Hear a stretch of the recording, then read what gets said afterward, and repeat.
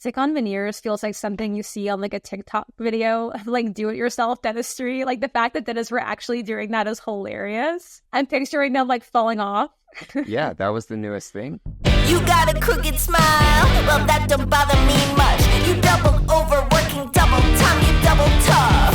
I'll just shine it up until the sun hit like a glare. I gotta dare, get the fuck up out the chair. Welcome back to The Happy Dentist. Today is a very special episode because we're interviewing the Happy Dentist co-host, Dr. Kyle Stanley. So Dr. Kyle Stanley has been named the next generation of cosmetic dentists by the American Academy of Cosmetic Dentistry, the top 10 young educators in dentistry by the Seattle Study Club, and the world's top 100 doctors in dentistry. After graduating from USC, he went on to complete a dental implant specialty in Brazil. And he's also a researcher who has published in some top dental journals about aesthetics, implants, and plastic surgery topics. One of the few dental AI experts in the world, he co-founded Pearl, a company that is changing how patients are treated through artificial intelligence. He's also an advisor for some of the most forward-thinking dental tech companies, including 2Front. So Dr. Kyle Stanley is the most prominent advocate of mental health in dentistry, and through his award-winning Lightside Academy has helped thousands of dentists reduce burnout for a sustainable career in dentistry. Lastly, he maintains a private practice in Beverly Hills, focusing on implant surgery and prosthetics, and may or may not have sedated some A-list stars. Kyle, it is so good to have you on the show. I like how you added that last part. Yeah, there's nothing like sedating somebody that every single person in the world knows and having their life in your hands. That was nerve-wracking. So can you reveal who these A-list stars are? I can, because then I would be telling you what they have had done. So that specific patient, I cannot tell you, but you know, it's big names that everybody knows. Keep it to yourself. But this is kind of normal in LA. You know, I mean, we're not the only one. There's stars going everywhere. My specific practice was interesting because it was on the same floor where veneers were invented. So veneers were invented by Charlie Pincus on the 9th floor of my building. Charlie Pincus was doing veneers, and Dr. Vogel, who originally had my practice, was the second person doing veneers. And they would put veneers on just for the night, just for like the red carpet, and then take them off the next day because, you know, they didn't know how to bond it. It was crazy, right? What I heard was that people were complaining to the dental board about them. Like, people are putting on these porcelain pieces just for the night, and the other dentists in the building were complaining. My practice has been this kind of old Hollywood practice for, I mean, like Zsa Zsa Gabor was a patient, and like, you know, like all these old style 1950s, 1960s stars. So kind of a cool history. Stick-on veneers feels like something you see on like a TikTok video of like do-it-yourself dentistry. Like the fact that dentists were actually doing that is hilarious. I'm picturing them like falling off.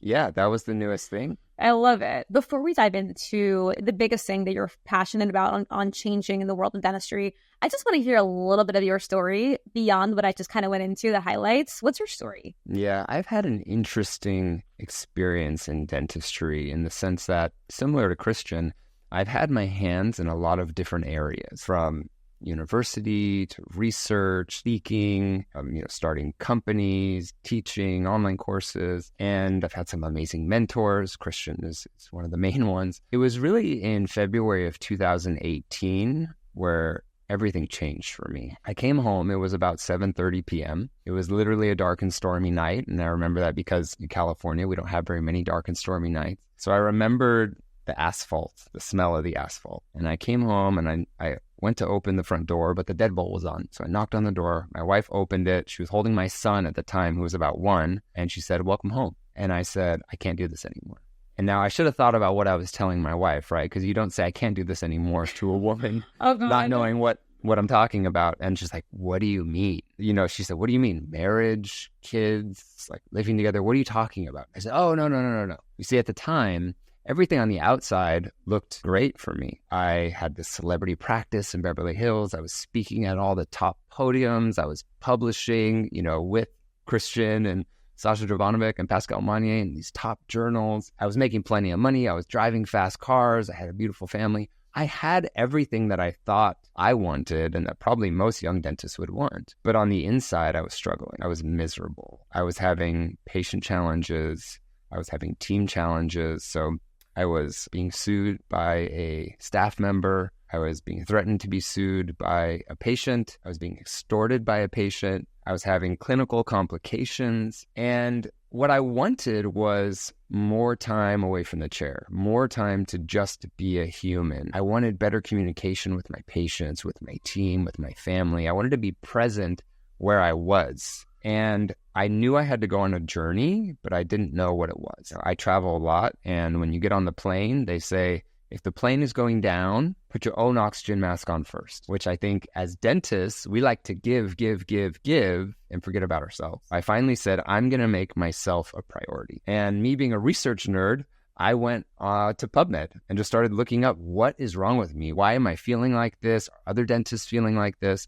And I started studying positive psychology and the psychology of overachievers and the art of communication. And all this stuff kind of sounds like fluffy and woo-woo to us dentists because we like facts. When you go and look, there's so much research on all of this. So I started making changes. I started making health changes, my diet, my exercise, focusing on relationships. I started meditating. I started looking at my airway and sleep. I started communicating with my patients better, with my team better. And I started making these changes. And then I took a day off of work. And it sounds crazy. Only 10% of dentists take any days off in the US. And I went to the post office. And you guys ever go outside in the middle of the day and you're like, what do all these people do for work? How are you here right now? You know, because dentists, we like get to the practice at 6:37. We leave at 6:37. We never see the light of day. I went next door and I got an acai bowl. You know, I did my residency in Brazil, so I like acai. And I was eating my acai. The sun was beaming down on my face. And I remember thinking, I'm finally getting better. And I came to this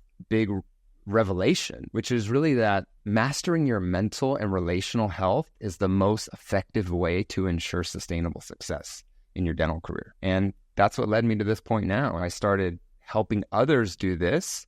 And it's really been the most rewarding thing I've done in my career. And I've done some kind of cool stuff in my career, but helping my colleagues has been so extremely rewarding. But going even before that, I want to ask you, why dentistry? I grew up as an artist. You know, I wanted to be a cartoonist as a kid. I was a professional dancer by the time I was 10 years old. I was a musician, a touring musician. I was always in the arts. And then when I got into college, I was interested in biology. So I studied biology and biochemistry. And when you're in the biology major, most people turn into dentists, doctors. That's kind of it. That's what all the biology people are doing, unless you want to become a PhD and do research. And I remember thinking, that was when I started looking at facial beauty, really. I started kind of studying facial beauty and becoming obsessed with this. And I started thinking, maybe I want to be a plastic surgeon. I called my dad, who's a dentist, and I said, Dad, I think I want to be a plastic surgeon. And he said, well, if you want to be a surgeon, I have a friend who's an oral surgeon. You could go watch him and, see if you like doing surgery. I went and observed with that and just fell in love and thought, like, this is the coolest thing ever. I want to be an oral surgeon. So I ended up being an oral surgery assistant for multiple years while I was in college and realizing, like, this is what I want to do. So when I went into dental school, I was one of these annoying kids that was like, oh, I don't even need to learn restorative dentistry because I'm just going to be an oral surgeon. Like, that's me. I'm going to be an oral surgeon. And that was until my second year when we saw Pascal Magnier speak. And he gave his first lecture to us, which was about bleaching. And it blew me away. I mean, his slides, he was so cool. He was like the only stylish professor that I had seen so far.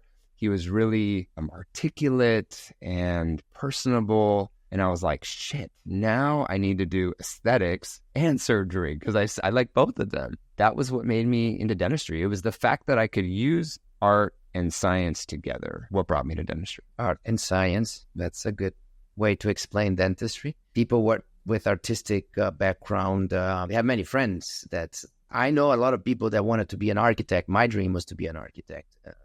I think that would have been a good backup for me. Yeah. Many dentists. My father wanted to be an architect, became a dentist. My uncle wanted to be an architect, became a dentist. Myself, the same. And we have other friends in common that they wanted to be. Well, I think what we do is just mini architecture. It's small art. Exactly. It's literally smile architecture. Hint, hint, DSD. Kyle, I want to double click on what you're saying about mastering your mental and relational health, because it's such a beautifully articulated way of saying this. Probably similar to you. I I grew up watching my parents as physicians, and I was like, man, they work all the time. That's never going to be me. I'm going to see my patients. I'm going to have a successful practice. I'm going to have the time of my life. A lot of dentists feel that way. And then you actually practice. And I'll never forget, similarly, texting my sister, being like, oh my God, the real world, like this is much harder than I thought. So I'm curious, I know you have a whole set of frameworks. What would you say are your top few frameworks that we can share with our listeners on how you started on this journey of mastering your mental and relational health? Mastering your mental and relational health. Yeah, that's kind of my tagline now. All of my frameworks that I've created have been in hindsight. So when I was going through the hard times, I didn't know any of this. Right. But after I learned and started teaching and started getting feedback from others and seeing what I call thriving dentists, what I realized was I have this framework called the Thriving Dentist Framework, which really shows that when we get out of school, we focus on one thing, which is clinical dentistry. I got to learn smile design. I got to learn guided surgery. I got to learn injectable veneers. I got to learn aligners. We spend these first 5, 7, 10 years just saying, get better clinically. Every CE course we take is about clinical dentistry. You do get better, but you get to this point where you start to see symptoms. And those symptoms are overwhelm, burnout, anxiety, depression, maybe even suicidality. And there comes this decision point. And that decision point is where you have to decide what you're going to turn into next. Are you going to be what I call a coping dentist, which just says, yeah, this shit is hard, but I'm just going to do this for the next 25 years and just kind of change nothing?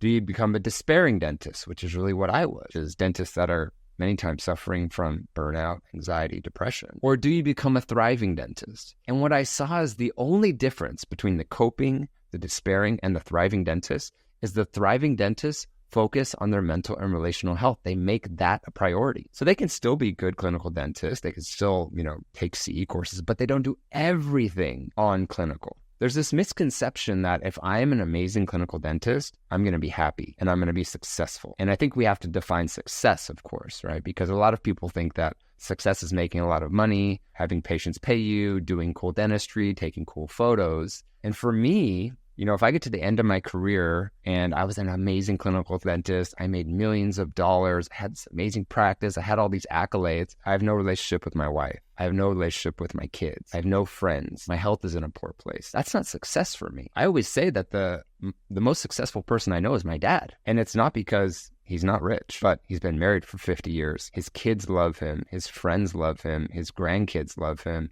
He's in great shape. He swims, he plays basketball, he's in his 70s. That's success to me. I love it. And it's interesting because I think as dentists, we're all studious, right? Like we go through pre-med, we go through dental school, we get the A's, we do our research. Like there's a formula our whole life, but that formula has never gone into what you're talking about, right? No one has ever thought like, oh, how do I focus on myself? And what is my own mental health, right? Like we're lucky to even take a psychology course.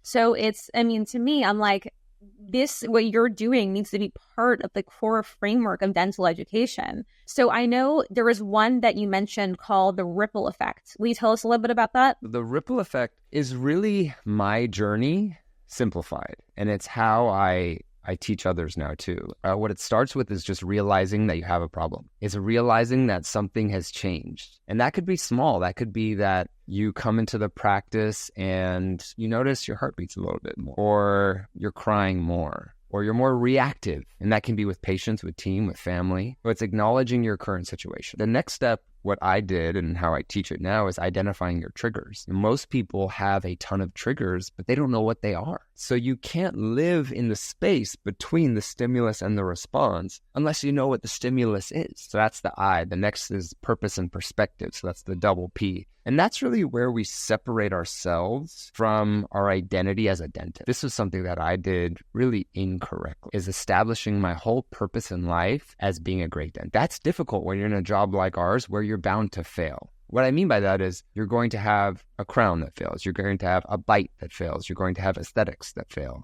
I say fail kind of in quotes because that's how we talk about in dentistry. Everything we do fails. But you're going to have complications. You're going to have problems. You're going to have challenges. And if you put your entire self-worth on your profession, then that goes down the drain when something bad happens. So the next is learn. That's where you learn the daily habits. This is outside of dentistry that can help you. So I call that the dream sequence, which is diet, relationships, exercise, appreciation, meditation, and sleep. So much research around all of this, of course. And then the last is the elevate. And elevate is how to make your practice better by focusing on your mental health. So it's not how to make more money, but to be honest with you, that's usually a side effect.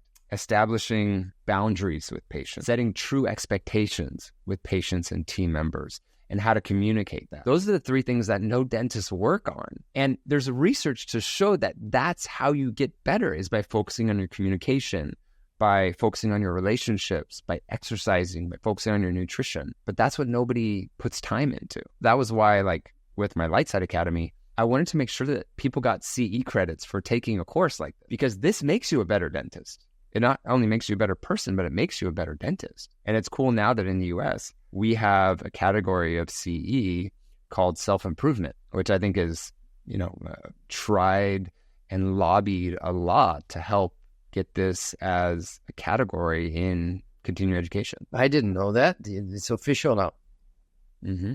Yeah, I mean, it wasn't just me, but I put a lot of effort into it. So You lobbied in Washington? No, I mean, I lobbied in the sense of like talking to the ADA and talking with people that have power over this. That's amazing. I also lobbied. I went to Washington and I was lobbying for student loans for dentists. And I was literally, I had no idea what I was doing, but I was like knocking on people's doors. I met Senator Kennedy. I have a picture of me with wow. While I was in residency with my glasses, like the biggest nerd you've ever seen in your life. But so cool that you also did that. I mean, it makes you realize like we have power. Kyle, the ripple effect, I just want to comment, like, it's so crazy that most dentists don't have these frameworks already, right? Like, I'll tell you my version of that it fits into your ripple framework. Have you guys heard of Emotional Intelligence 2.0, that book? I don't know if I have. Okay. It talks about self-awareness, self-action. It's a quadrant.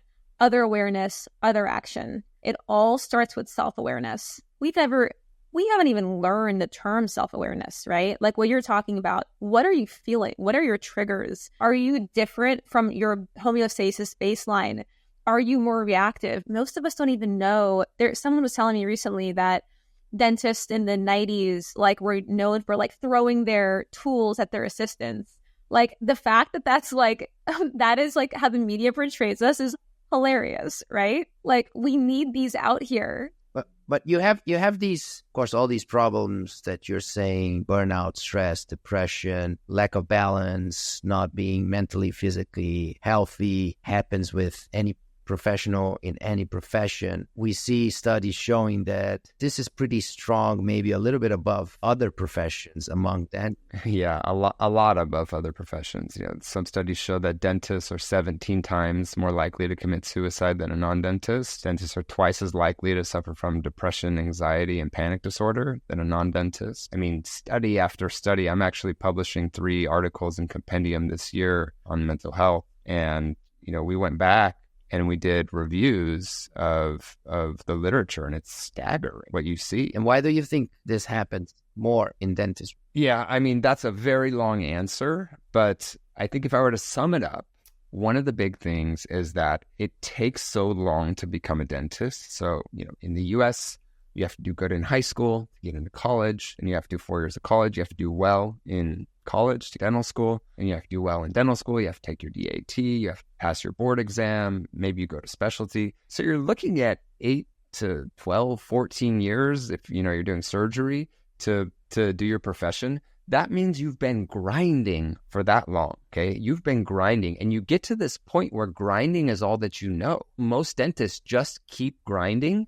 That's what I've seen, is that our normal is grinding. This is why I think so many dentists have a hard time with retiring. And I saw this with my dad. And my dad's very balanced. I mean, much more balanced than I was. But still, when he retired, he was used to, injecting this patient and then going to another room and doing an exam and then prepping a crown over here and then taking a denture impression, that he kind of got home and was like, what do I do now? I think that's one of the big aspects. And I think you can extrapolate that to other professions as well, that take a long time to get there, and it's very challenging to get to that profession, is grinding becomes the norm. And that's why self-awareness is so important, because there's this quote that knowledge doesn't come from age, it comes from awareness. And I think that's so true, that if you are aware of something And like when I teach courses or when I'm talking about this, even like on Instagram, if I can just make people aware, that's a huge value add. Now, the next step would be learning the tools that once you're aware that something has changed, what are the tools now that I need to use? That's more the next step. But even just being aware and saying, okay, this week is different than last week. My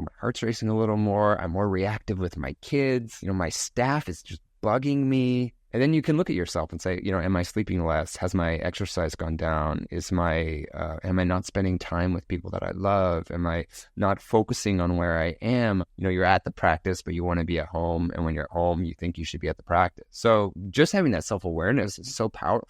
I have a point here that will kind of, I don't know if it contradicts what we talk about on this matter. Even the tagline of the podcast, like out of the office, finding the balance and not making dentistry your life. The story that comes to my mind is the story of my father. That is kind of the opposite of everything we are taught. My father, he has been in dentistry for 50 years, practicing dentistry for 50 years, doing more dentistry now almost than ever, working 5-6 days a week, many times more than 12 hours a day, seeing patients. Doing the treatment himself. Is not that he has a team of clinicians doing stuff. He's the one doing, to a point that recently his sons, me, my brothers, we got worried. And I even approached my father and said, Dad, you need to slow down. You're 70 and you need to have a plan. You need to do other stuff in your life. What is your plan? I mentioned this a couple of times to him. And once he told me, don't worry about me. I'm fine.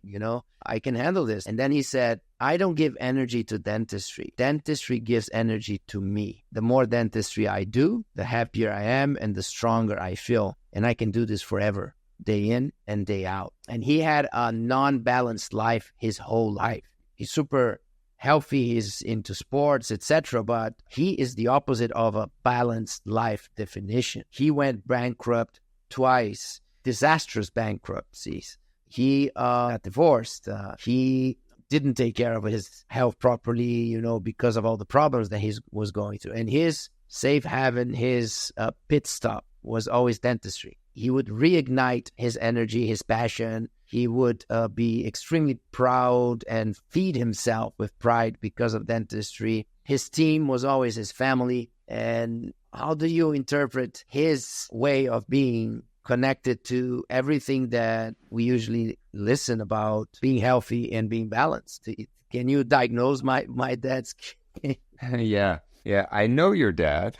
Of course, I don't know him like you know him, but I know your dad. I think there are some people that, because I've seen this with like some of my partners as well, cannot take things personally. And they love it. They're passionate about it. They don't get burned out on it. But their identity isn't being a dentist. Man, you just nailed it. I never thought about that. People that don't take things personally. That's the main reason why my dad can do dentistry for so long. I have other explanations because I started to literally research my dad psychologically. He's a very unique person, and it's not that his recipe would help many because it's very hard to be him.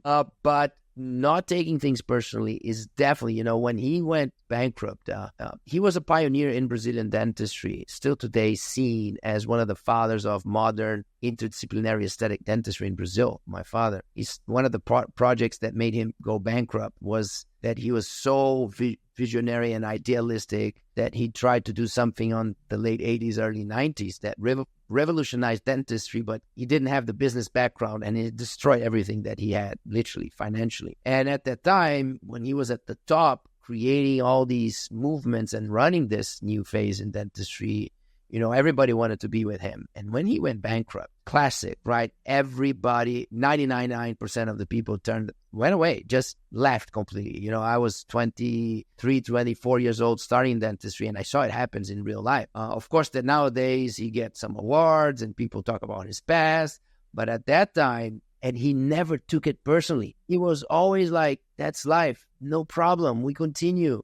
We do it again. We come back, and I just love what I do. That's what matters. And I think that's amazing that you just said, because I'm going to tell him this conclusion.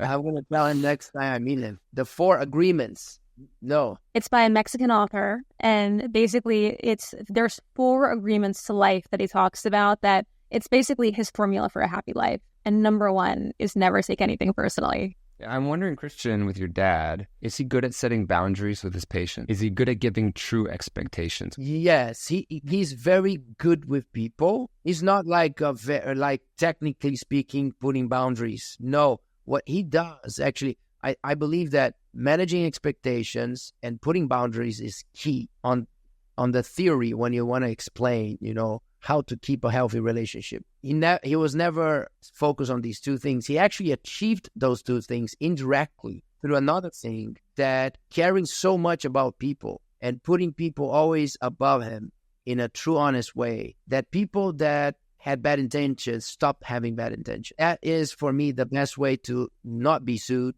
not have problems, is bring people to your side for real. Right? You can write. It's so funny. My dad has a quote that says, "Your patients won't sue you if they like you." Period. That's it. So there's no strategy, and you learn all these strategies to minimize the risks of litigation and the documents and things that you need to sign. And my dad formula for me was always the best. Just care so much and be so honest and be so open, be so nice. He was always naturally very charismatic. People just wanted to be with him and liked him so much that he never had problems on this side. I ask because I think it's possible to do dentistry for a long time if you set boundaries, you set expectations, and you're good at communication. I think it's possible to do without getting burnout. This is what I was bad at, which is why I had burnout. But now, like, if I went back to treating patients 5 days a week, I think I could do dentistry better because I would be so much better at setting those boundaries. And I see this with the people that, I've mentored, is they're ready to quit. They may even be suicidal. And then they go back and they love dentistry and their practice is doing well and their team is happy because they've put these different priorities at the top. Christian, there's a big company example of what you're talking about with your dad. There's a big company case study of Smile Direct Club versus Bite. Smile Direct Club went bankrupt, right? Bite exited for billions of dollars. Smile Direct Club had hundreds of lawsuits with dentists, with orthodontists, with patients, with governments. Bite, exact same business model. What's the difference? Customer service. Bite prioritized their patient service. The product wasn't great, but they liked the people they were working with, and there wasn't a single lawsuit. So we are kind of creating a new formula for doing dentistry forever and not killing yourself. I think number 1, you mentioned don't take things personally. Number 2, you mentioned as well communication skills. I think communication skills is underrated on the potential to manage any pressure that you have. You have these crazy leaders that have 100 times more pressure than we have as dentists, and they can manage and they can get through the process through communication. They see the light at the end of the tunnel. When you master communication, you see the light at the end of the tunnel because you know that you can make people see your side, right? You know that you can make people respect your situation. Another thing that I believe my dad did was that he showed vulnerability. He was open about issues, and he was never positioning himself as an Iron Man. I have no problem. I would bring that into the category of expectations. Just, man, I remember many times, like, when shit hit the fan with the businesses that he had and all these issues, I remember him saying, shit happened. Christian, let me tell you something. It happened. And it happens, and I'm going to sleep tonight. I will sleep tonight. I have 100 people wanting to kill me, and another 100 people desperate that I will not be able to pay them. And I have 20 employees, and I have 4 kids, and life will continue. We will be okay. But he really believed in it without putting pressure on himself or nothing, So I think that's another magical recipe. Yeah. Your dad has an aura about him. And I don't know if this is just, I've known him since he's been in his 60s, but I don't know if he always had that aura. But he walks in and there's something so relaxing about him. The way he gives you a hug, how he looks at you, the tone of his voice. He's just one of these people that feel so comfortable with. And I'm sure as a patient, that is really powerful. People just felt taking care, right? They just felt, and for him, I think another thing that dentists should incorporate is like, there is a problem. I did my best. Problem really happened. and there's nothing else I can do. It's not a problem anymore. It's just something that happened. The problem will be if, depending on what I act from now on, what I do from now on, right? But yeah, so I call that the triangle of blame. That's something that I really had to change, which is when we're talking about dentistry, I can do things wrong, for sure. I can prep too deep, prep too shallow, move the tooth to the wrong position, place the implant wrong. The patient can do something wrong. They can bite on the temporary, they can not wear their night guard, whatever. And then the third thing is all these other factors that we can't control. I can do everything right, the patient can do everything right, and still we have complications. And what's important about this is to communicate that to the patients and for us to understand it too, so that we don't feel like everything comes back to us. But we have to communicate that to our patient. Now that brings us to something else that I think is important, and that's something that I practice a lot is, doesn't matter how cool you think you are, don't take yourself too seriously. Don't take yourself too seriously on your and you need to practice that on your best days when everybody's saying that you are great or something really good happened. Don't take yourself too seriously when you're kicking ass, and don't take yourself too seriously when the day is a disaster and everything you did is wrong.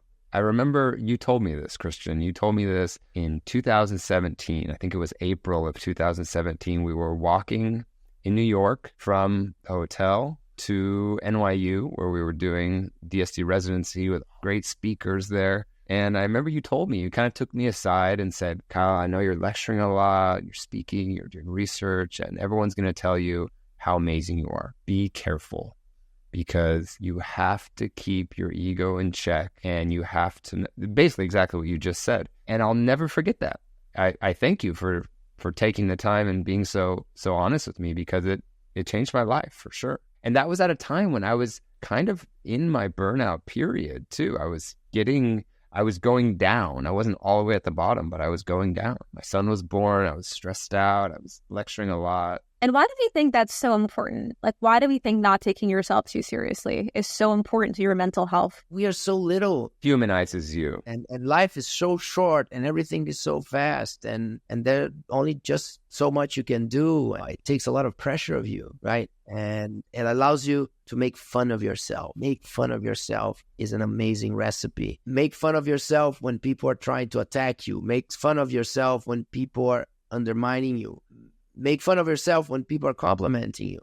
But, in a bad situation or good situation, just make fun of yourself, and you will break the ice. You will destroy the opposition, because people come many times wanting to bring you down, either because they're jealous or because they don't agree with you or because they don't understand your side or because they feel like competition. And you make fun of yourself, and suddenly everybody's like, what do we say now, right? That's also a great strategy when you're giving lectures and you have those tough questions and you identify the people on the audience that are really trying to see you fail. And they think you're going to behave as the cool speaker and suddenly just relaxed about saying that you're not that important. And then the energy is gone. It's such an important lesson for dentists. For me, the formula that I've always had is just laugh more. Like, look at more memes. Like, just laugh. We're humans, right? It's all the same. Yeah, it's all the same. It's all the same strategies. Don't take yourself too seriously. Make fun of yourself. Make fun of the situation. Smile to the situation. And for my father, there was another recipe. He would call me, let's have a dry martini. Let's sit and have a drink. He said, and then you would just change topics, and tomorrow is another day. And it's amazing how many things just, if you give it a day, if you give it a week, if you give it a month. So there's research on that. I think a lot of that has to do with sleep too, because there's research that shows that you become less reactive after you've had a night of sleep. So, if you have that patient that sends you that terrible email, don't write back the same day, or even a text that you're just pissed off about, or, you find something out. If you sleep on it, there's research to show that you're less reactive the next day. You never regret writing that message back and not sending. There was not even one time I regret it. I said, look, I should have sent that message. The second message is always so much better and smarter. Jeff Bezos takes it to an extreme. He says he doesn't send emails after 6 p.m. If he can run Amazon, not sending emails after 6 p.m., we don't have to send that message. Kyle, I want to double click on something you were saying about because this is your expertise. Dentists are lonely, right? And you're talking about interpersonal skills and communication being such an important thing for dental happiness. How, we're living in this world of just like climbing a ladder, make the A, get a job, open up a practice. What do you recommend? What do you think that the best dentists do to excel at their interpersonal skills? Practice. Just like anything else, I think people are afraid to talk to other people. People are afraid to get up in front of crowds. But unfortunately, the best way to get better as a speaker or the best way to get better as a communicator is to practice. Put effort into it. I remember, for example, when I wanted to be a better speaker, I stopped studying dental speakers. Now, I learned stuff from a lot of dental speakers because that's what I was seeing. But I started just saying, let me study speaking in general. And it's the same way you would do it with communication or relationships. I mean, read books, take courses that are non-dentistry. I think it sounds so crazy to most dentists, like, wait, take time and put effort and spend money in something that's not specific to dentistry? Like, what are you talking about? That's how you get better. I mean, all the dentists that I know that are thriving dentists do that. They all study stuff outside of dentistry. The best artists steal. We steal things from and for these dentists that don't want to be speakers, right? They just want to have like incredible interpersonal connections with their team, with their patients, with their friends, with their family, right? There's like loneliness epidemic that we're living in. Do you still recommend these study speakers? No, that was just an example that I did. When I wanted to study that form of communication, I specifically went and looked at that. I think it's the same way. I mean, there's people like my friend Martin Mendelson, who, was resident faculty at Spear Education for a long time. And he comes into practices to teach people how to communicate, teams to doctors to hygienists to front office, because we don't know how. And he comes in and teaches these people, and you see these practices that go from, he left the sterilizer open and she didn't close, she didn't clean up my chair and I had to leave. And like, there's all this complaining and blah, blah, blah, bickering. And he comes in and establishes a safe place, teaches them how to communicate. And these practices thrive simply because of communication. He didn't teach them how to be better clinically or collect more money or anything like this. He just taught them how to communicate and set boundaries and expectations, and everything changes. It's funny. At the end of the day, all we want is to be heard as human beings, right? Whether it's in the dental office or outside. And if we don't know how to communicate, we don't know how to make that person feel heard. So I feel like that's probably we've got to get him on to teach us his frameworks on this podcast. But that feels like what we never learned as dentists. And that's why we suffer, is because we're taught for 8 years or 4 years or 10 years or whatever to do clinical dentistry. And then we get out of the world. And I think, Christian, you talk about this, but it's something like 90% of your success is based on, you have a slide like this, communication skills, right? 85%. Yeah. Is success is communication, and 15 is the actual skills of doing whatever. I totally believe it. Isn't that crazy? I mean, I think dental school could be 20 years long. If you really wanted to learn everything, it could be 20 years. Life is the school. You get the technical skills, but at least you should have some of these insights. And now you're ready to do clinical dentistry or to start to do it. But as you move forward, you should look for these other components to be a happy dentist. Kyle, I see you building a dental school with these frameworks and then franchising it. Imagine how happy and how, honestly, everyone here, how happy and how successful these dentists would be knowing how to communicate, building the right systems, like learning how to delegate, all of it, right? Yeah, I would love doing something like that, teaching young doctors how to do these life skills. I think the problem is, even if someone offered that to me when I was in dental school, I wouldn't have taken it. I was like, no, I just have to get better clinically. That was just all I knew. Now, I think the next generation is more open to being balanced, and they already, you hear a lot of this, right? Like the younger generation, they want to be with companies that have a mission and they want to feel like they're doing something important, not just money. They would take less money and have more time off. I do think that the next generation is learning from our mistakes of our generation. So maybe there is an opportunity for these younger doctors to put more effort into this earlier in their career and not wait until the dark side of dentistry comes in. I also think that there's a world where these students people want to learn from people who they admire, right? Just like you mentioned earlier today, that you transitioned from plastic surgery to dentistry because you saw this amazing guy, what's his name again, that you really admire? Okay, Pascal Mignet, someone like you who these young dentists admire, I think that's what's going to change the world, right? Like, who do you admire and learn from them? It's easier now because of social media. When I was in dental school, the only dentists that we knew, I knew my dad, I knew a few of his friends, but everyone else was just whoever my professors were. I mean, there were like 3 cool professors when I was in school, and I'm actually still friends with all of them because they were the ones that, you're right, I looked up to. I thought they were cool. All my other professors, I'm like, oh, he or she is old and doesn't know anything. Boring. But then all the other ones were amazing communicators. They could really relate to people, and they were just cool. And, I ended up writing research with a lot of them, and I just talked to one of them the other day. Now, I'm going to play the devil's advocate again here. We talk about all these strategies and the things that we learn as you get older, and we look back and we look at the younger generation, say, look, let's help them, so they don't go through what I went through and stress, depression, let's avoid that, etc., etc. But every person that did something good with their life went through these moments. There's no growth without suffering, in my humble opinion. Absolutely.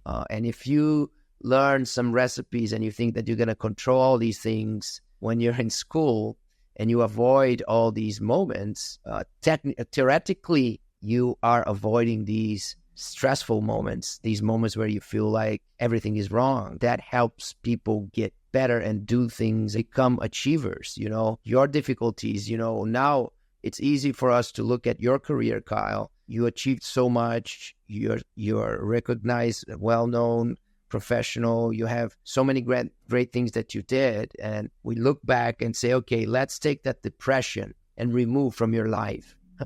Let's keep the good part. You wouldn't be the same person. You wouldn't do the same things. I guess how I would respond to that is, it's okay to have these downfalls, but I don't want people to go as deep as I went, because especially we know in our profession, the next step for me was suicide. So if we can keep people a little bit below, it's okay to have downfalls, but don't go as deep, right? So it's not as... Catch them as they are the low point. Yes. There's like a threshold there. So it's much more. So then we change a little bit the strategy. It's much more how to get out of it than avoiding getting into it. You need to get into it. You need, as a young person, you go for it. You're going to get disappointed. You're going to destroy yourself. You're going to have moments where nothing makes sense. And I don't want to give you recipes trying to help you avoid those things. You need to go for it, and you're going to hit the wall, and you're going to go down. What we need to have is to allow people to be okay being vulnerable and asking for help. And once they see no light at the end of the tunnel, we have systems to help people get out of it. Avoiding these problems, I don't think it's a recipe for success. I'm with you, Christian. I think it's impossible to avoid problems and stress. You look at the most successful people in the world, people with the most resources. I think it's impossible. I think I'm with you as well, Kyle. If we can help bring people awareness to this even exists, right? I had zero awareness. I think most of us here had zero awareness. How do we just bring that awareness? And then I also think that people aren't going to learn their own mistakes until they actually go through it. But then they'll think, oh, I knew about this. Kyle told me about this, right? I heard about this somewhere else. This is normal. It's not just me. I'm not alone in this world, which is what leads to a lot of depression. But now they say, oh yeah, let me go back to that course that Kyle talks about, so I can learn how to get out of this. If there's awareness, I was just in Colorado Springs last week, and one of the things that I said was, use me as a scapegoat to make this not so taboo. Remember that weird skinny guy from California? I'm kind of feeling like what he was talking about, right? Just if I can be the poster child for making it okay to talk about this, then I have done something that I'm very proud of. That's a pretty cool thing. To be the poster child of that. Christian, how would you say, if you were the poster child yourself, what are you the poster child of? Explain to me. Poster child. I could answer that, what I think people would say about Christian. I think he would say he took a lot of the frameworks and ideas of people before him and made it easy to understand, cool, and modern. What Kokich was talking about, what Spear was talking about, what Kois was talking about. Because a lot of people think Christian was the first person to talk about smile design, right? and facially driven smile design. But no, what he did is take it and make it easy to understand and make it cool and make it modern. Because when I first started learning about this, that was why I liked Christian. I was like, this guy's cool, he's modern, and he's breaking it down so that it's easy to understand. That would be. I think that's perfect. Nothing to add. I think that's more or less what I try. I hope people see me as that. Another friend told me once that I'm a curator of dentistry, listening and learning from all over, and then bringing pieces together and packaging them in ways that is more or less what you said, Kyle. Observing, learning, being a sponge, filtering things, because everybody's so overwhelmed with access of information that we need people filtering and simplifying, packaging and structuring things. I call these people the thought organizers, the ones that really can see something complex and create recipes to simplify that complexity and allow more people to use that information. So, and when we look at that, Christian is the king of that. It's because he's a good communicator. Isn't that funny? Like, one of the reasons why Christian has been successful is that he's a good communicator. Now, of course, he was fantastic treating patients, doing lab work, all of this. But the thing that took him to the next level was how he communicated. 100%.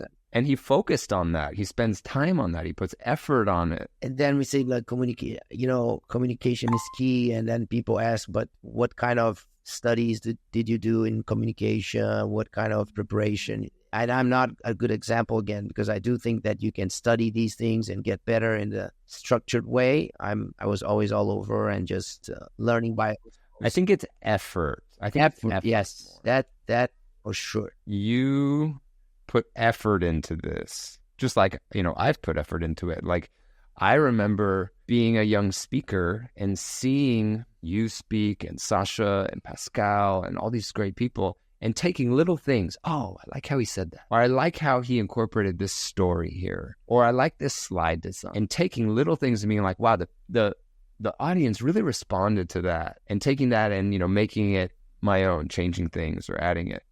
Yeah, but you put the effort into it. People give a lot of credit and emphasis to studying and reading. And of course, this is important. But we are exposed to so much information that if you just stop and you think about something, sometimes it's better than reading all the articles about it and think. And you probably already have enough information inside you, consciously or unconsciously, to come with the systems and solutions for 99% of the problems that you're facing. The information is already probably in. It's just about you knowing how to look inside and practice this exercise. I also believe a lot in creative idleness, doing nothing, having some time to do nothing, but in fact, allowing your brain just to go all over like a child, like a kid. And that's, for me, at least, when the best solutions come. That's one of the things I teach in my course when you talk about meditation. It doesn't have to be meditation, right? Like, for me, it can be sitting on a surfboard in the ocean. No one can contact me. I'm there, and I come up with the best ideas when I'm on that. It's like people say, I had this idea in the shower. I love airplanes for me, it's all working on slides. Yeah. I never connect on Wi-Fi, never connect on the airplane. Is my safe space. And I'm like, I have a long flight, 8 hours. I'm like, oh my God, 8 hours. Yeah, nobody interrupting you, no meetings, no patience. Yeah, you have time to deaccelerate, to decompress, and then to get into the mode of thinking about nothing, and suddenly ideas start to come. Well, Kyle, I know that we've talked about a lot of incredible things today. We talked about the ripple effect. We talked about so many different frameworks to help dentists. We talked about the thriving dentist framework. We talked about creative idleness, meditation.